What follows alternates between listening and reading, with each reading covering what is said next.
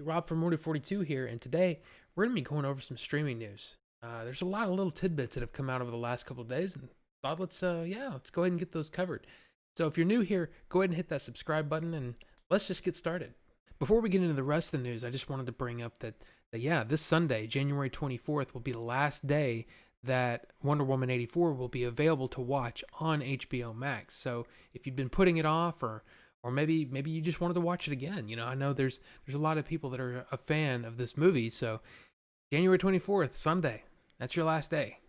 Now there are going to be some people that look at this news and go, yeah, so? But to me, this is huge news. Disney acquired the Muppets back in 2004, and we'd kind of been waiting to see what was going to come of that. But finally, the Muppet Show, all 5 seasons, are going to be available on Disney Plus February 19th. I mean, this is big, and just like Saturday Night Live, there have always been rights issues, with musical performances and things like that. So it's always been hard to even find, full seasons of the Muppet Show. So the idea that it's going to be streaming on Disney Plus, it's a bonus. So, and I will also say that the Muppet Show is, I would say, more of an adult show. I mean, not to say that, there's anything like super dirty in it, but they did push the limits a little bit back then. So it's going to be, it's really going to be interesting to see how this plays on Disney Plus. I'm really excited to watch it. So yeah, February 19th. So this news dropped today that Godzilla vs. Kong is getting a final trailer this Sunday. And I'm pretty excited about that. And the poster here that they, I guess this is the final poster. It looks great. I love these colors. I love the way it looks. Now, as we know, the movie is supposed to come out simultaneously in theaters and on HBO Max, just like Wonder Woman 84 did. But what's interesting is that it still just says 2021 on the poster, even though just the other day they moved the release date up to March 26th. Now, does that just mean that the poster was done before we came to that conclusion, or is there still some wiggle room? Not sure, but let's hope that they stick to that March 26th, because I'm ready to see this movie.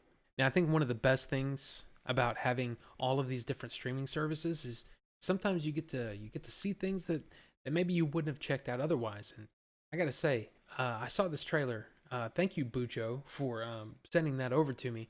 But this trailer for Space Sweepers looks really, really interesting. I mean, the basic storyline, from what I can tell, is that these guys are almost like, space custodians or something. And it seems really kind of a strange, it's a strange story. But, they find this little humanoid robot that apparently is like a killing machine. and yeah, I mean, I guess chaos ensues or whatever. I mean, look, I gotta say, the style of the way it looks amazing. Lately, South Korea has just been, I mean, they have been killing it. There's been some amazing movies and series coming out of South Korea, so I'm really, really interested in seeing how this one plays out. It looks really, really interesting, and it's coming to Netflix on February 5th. In our last segment here, I just kind of wanted to touch on a couple of the Star Wars series that are in production, and coming soon to Disney Plus. And that is The Bad Batch, coming later this year, and Andor, now filming, and will be releasing in 2022. The interesting thing is that the other day on Collider, Alan Tudyk said that K2SO is not going to be in the first season of Andor, which is really kind of interesting, because it just kind of pinpoints that they're planning a long game here. They're expecting that Andor is going to be pretty well received.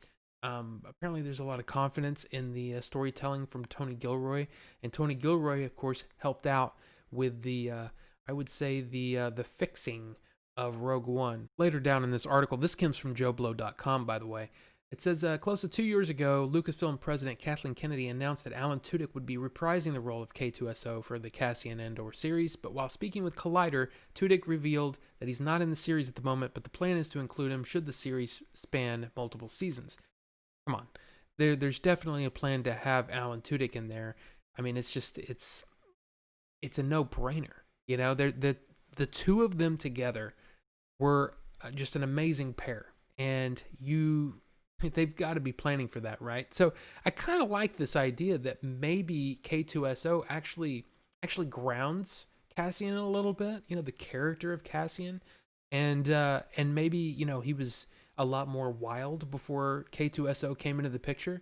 I mean, it says that, you know, they're shooting it right now. I'm not in it, but if it stays on the air, stories keep getting told, I'll end up in there. Come on. That's definitely the plan. The beautiful thing about the Andor series and Bad Batch, which we'll get to in a second, what I love about it is that there's a lot of wiggle room to tell a lot of different stories. You know, this is basically a spy thriller set in Star Wars, you know, and I love this idea, you know, and seeing Cassian go on these missions, and you know, he says the line in Rogue One that he's had to compromise his morals and values from time to time.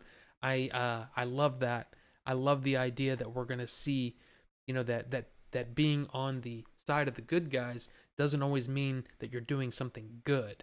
You know, it's like I just like this idea, and of course the idea of it being a spy thriller is really, really intriguing. For those of you who have been really enjoying The Mandalorian, I think it's done a really good job of sort of filling in some of the gaps, some of that time in between Return of the Jedi and The Force Awakens. And of course, they're still going, right?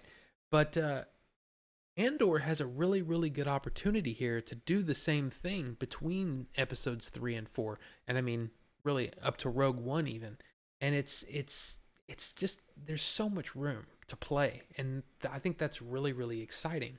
And of course, with the Rebels series, the cartoon series, I feel like that there's going to be a lot of tie-in between Rebels and Rogue One, even more than there already is. And I feel like that this is a good opportunity to even possibly bring in some more characters from the animation over to live action. I think that could be really exciting.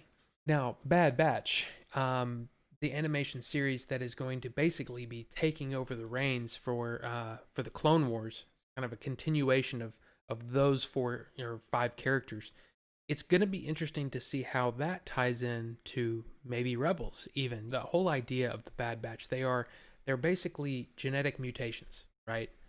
All 4 of them, and of course Echo went through what he went through in the Clone Wars. But the idea that they're going to be sort of on these special operations type missions is really, really interesting. And then if Order 66 happens, right, and the clones do what the clones do to the Jedi, and then at that point, somewhere in the middle there, we see that the Empire starts using recruits, right? They're not using clones anymore.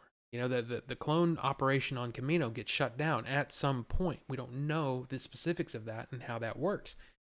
Are the Bad Batch part of that? You know, is that how, you know, are they involved in the sort of move to, you know, away from the clones over to, you know, regular recruits from all over the galaxy? One of the things I really enjoyed about the Bad Batch versus regular quote unquote clones in the Clone Wars series is that there was still this distrust, this separation between the two, that they didn't feel like they belonged anyway. So when they were like having to take orders from Rex and the others, there was a lot of conflict in between them, and I really enjoyed that. What I think is going to be even more interesting is if you start bringing in this idea that you're going to have, you know, stormtroopers that are recruits from around the galaxy. How does that dynamic work? Is there even more conflict in between them, even though technically they're on the same side? Do the Bad Batch remain with the Empire, or do they become sort of a rebellious sect of you know, clones that are just kind of off on their own? We don't know, and that's the really exciting part about that show. And just to reiterate, Andor is coming out in 2022, and yeah, 12 episodes are what's planned. I like the idea of them being able to take some risks and, you know, do some things on Disney Plus that they, you know, maybe couldn't do in the movies. I mean, I feel like they've sort of learned their lesson with the sequel trilogy that, you know, just because you can take risks, maybe it's not the best time to do it.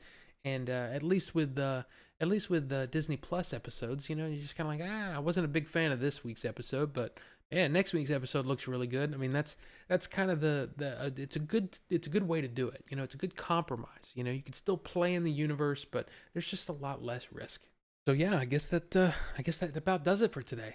So yeah, if you have any comments about anything we talked about today, leave those comments down below. We'll talk about it. I mean, that's a beautiful thing. I mean, there's always new stuff to talk about. So guys, thank you so much for watching, and we'll see you on the next one.